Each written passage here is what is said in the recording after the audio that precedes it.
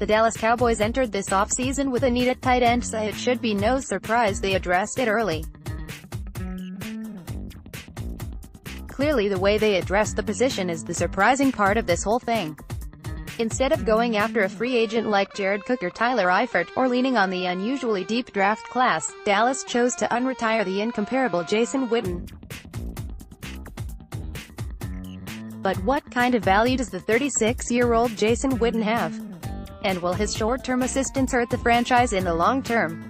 Yesterday afternoon, Sport DFW writer Aditya Prabhakaran tackled many of the issues surrounding Witten's return. If you haven't read it yet, be sure to catch up here. Today I want to focus on one of Jason Witten's most under-discussed and concerning criticisms, his willingness to mentor.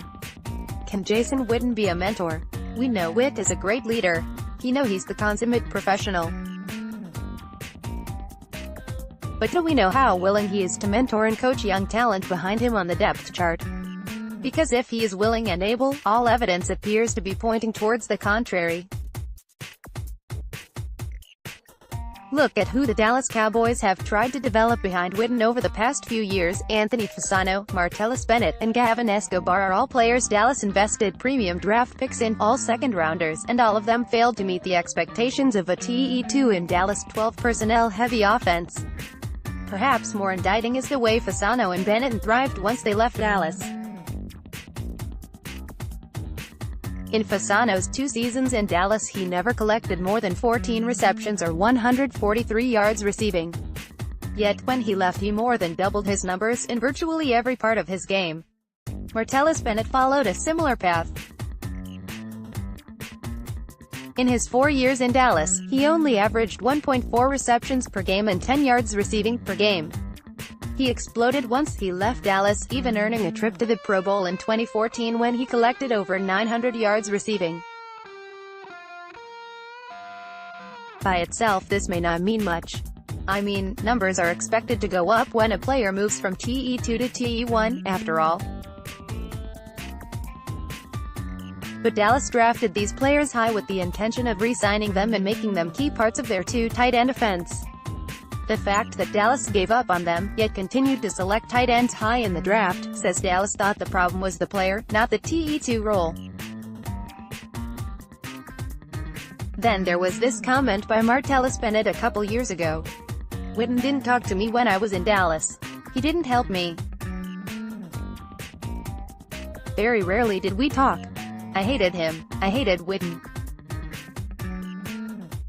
Now Marty B is a notorious malcontent and the Bennett brothers are widely regarded as certifiably fill-in-the-blank, but his words make a little more sense than any of us cared to admit at the time.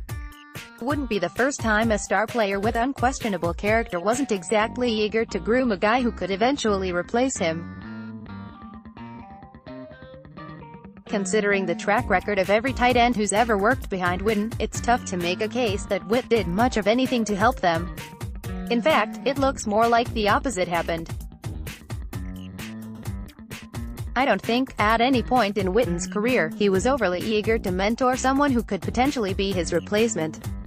It's perfectly understandable but still has to change this year because Schultz and Jarwin need to be developed. Reed D. Hansen, at Reedinson, March 1, 2019. Now this should also fall on the Dallas Cowboys coaching staff. Clearly didn't do enough to develop tight ends to play that number 2 role either. It's embarrassing how they let players go who they thought were busts, only to be proven wrong a couple months later when that player instantly becomes the TE2 they've been searching for. Why this year may be different? Assuming the above speculation is true, this year does have a chance to be different. Witten is playing in what is likely his final season. And with his TV career potential a serious question, coaching may be his target career step.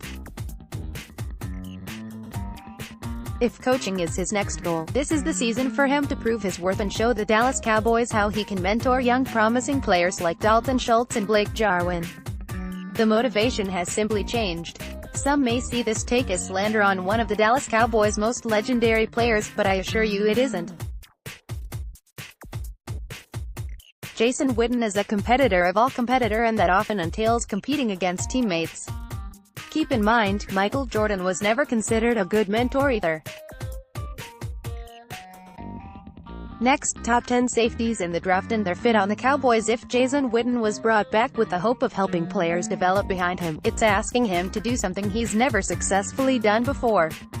But the circumstances surrounding his situation this year indicate things could change this time. Let's just not pretend mentorship is a foregone conclusion.